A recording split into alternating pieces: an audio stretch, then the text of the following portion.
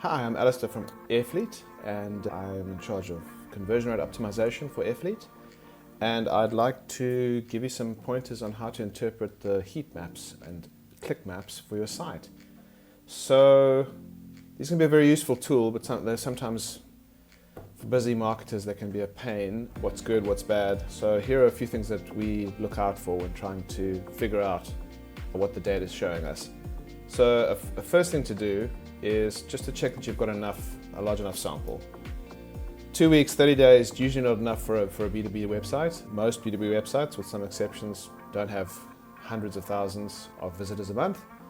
Typically 10x less than that, so give yourself enough time. This can be slightly difficult if you recently relaunched. You're going to need to wait for yourself to get usable data. But I've gone for the last 6 months here. I'm testing our beautiful website, or at least using it as a reference.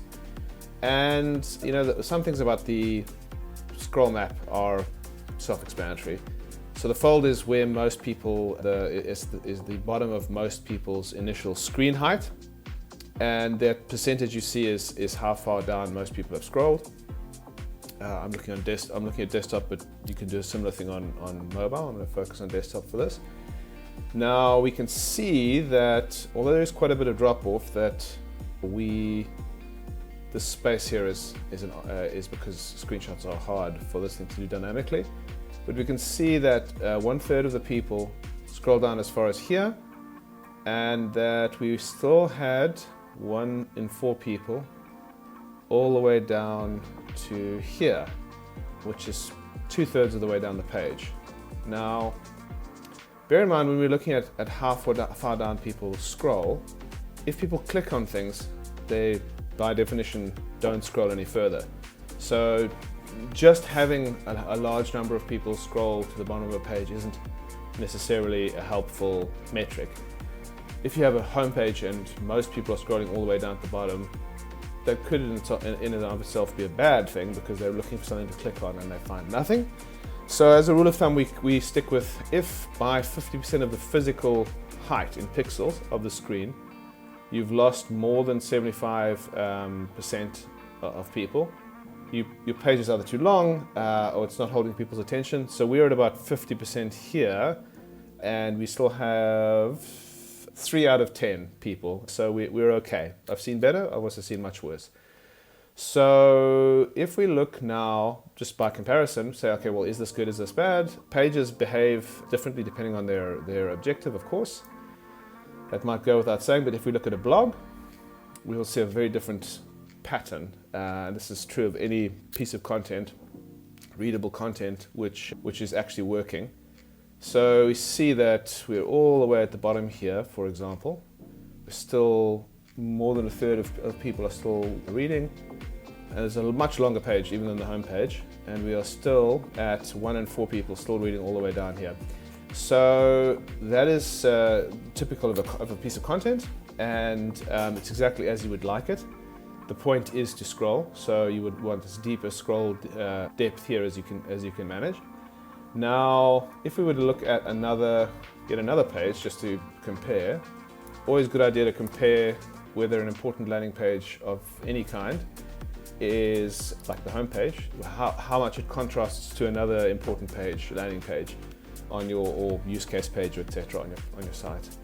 And if we look here, we see that this is going to be this is a shorter page, but we can see that the scroll depth for this platform page is actually on average deeper than our home page, which is really good. As important as our home page is to us, this essentially product page is telling people about one of our most important offerings, our platform. So it's wonderful that the scroll depth is so high that sort of 3 out of 10, nearly 3 out of 10 people are all the way at the bottom here. So much for scroll maps. In and of themselves, they can be useful, especially if you're getting absolutely no scroll or a very high amount of scroll. But really we need to see them in the context of other measures. In particular, we want to look at Clickmaps. So Clickmaps, also for a given value, fairly self-explanatory. So some things to look out for. Again, just to remind you, we're on 6 months worth of data here. So we can see that our navigation is the most clicked thing on the homepage. Now, while we would like people to scroll down the page a bit more, because we worked hard on it, it's also absolutely fine if they're clicking through to pages which are of equal or higher value than the homepage. So we don't have a preference as long as the site as a whole is working together and doing its job. It's possible that many people coming here to the site, given the nature of our business, are coming on sort of referral, and people have told them how great we are, and so they want something specific from us, want our specific services, so they click on a specific service to go and look at, the details on that. We're seeing over 2% of clicks on our primary CTA, which is Let's Talk. It's fantastic. And then we are seeing, so this is the area which is a bit difficult to see because Hotjar struggles to take a screenshot of dynamic content.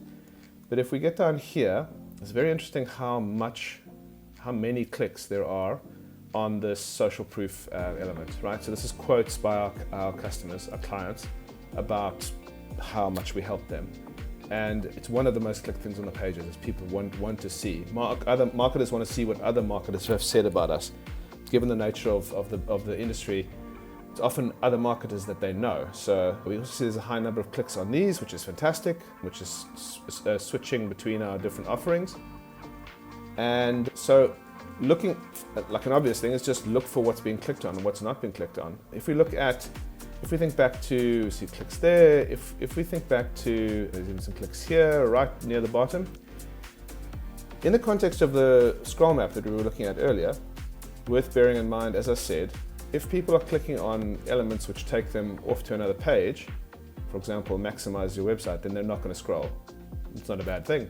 We want them to find the thing they're looking for and visit that thing. And normally the homepage is, by its very nature, quite general and non-specific.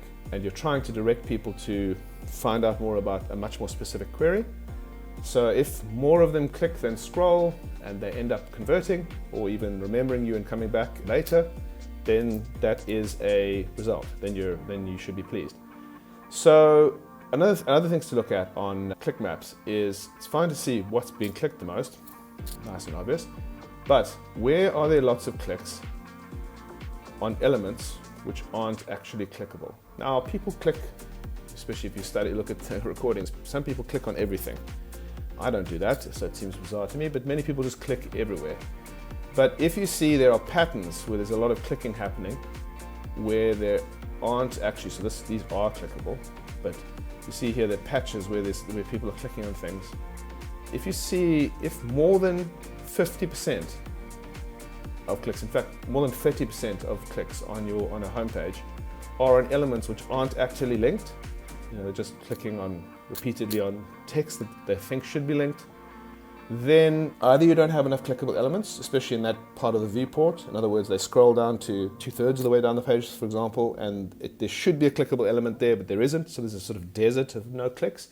But they're trying to click on things because they want to find out more about those things. So lots of clicks on things which aren't clickable says that either you're making non-clickable elements look clickable, or you need more clickable elements, or some combination thereof. So 50% of clicks on unlinked elements, very bad. Even 1/3, you should look at what's being clicked on and make the decision, cut the item, make the item clickable, or add another item which is clickable. Because as much as some people click randomly, if you see patterns, for example here, now we're not going to change the fact that this thing isn't clickable, this line here, but it is definitely a pattern. And those patterns can tell you whether an element is doing the job it needs to do, or whether it's merely a distraction or an annoyance, even worse. So yeah, those are the most important things in terms of interpreting these things. Again, if you want to cross-reference, try to look at an important page and see where the highest number of clicks are. There are pages, not on our site, but I've seen on many clients, where the thing with the highest number of clicks is 2 or 3 scrolls below the bottom of the page. So there's lots of try us now on our platform page, which is great. And here's the most clicked element, right? Something we should look at and say, is that appropriate? There's lots of clicks there, lots of clicks on these guys. So if I look at this now, I've actually, we should consider making some more of these elements clickable if they're not already, for the very reason that people feel that they should be clickable. So again, great example of how you want to balance between having enough links that you send people to pages that they're interested in and they're looking for, and not having so many links that everything on the page, especially in a mobile view, is linked, because then it becomes like navigating a minefield or booby traps, where anywhere you touch or click by mistake, you suddenly go off to another page. You want to have a balance between those two things. But many beautiful B2B websites, otherwise beautiful B2B websites, are predisposed to have like page after page of beautiful looking information, but no CTAs and no clicks. And you want to try and draw a balance between those two. Okay, great. I hope that's been helpful.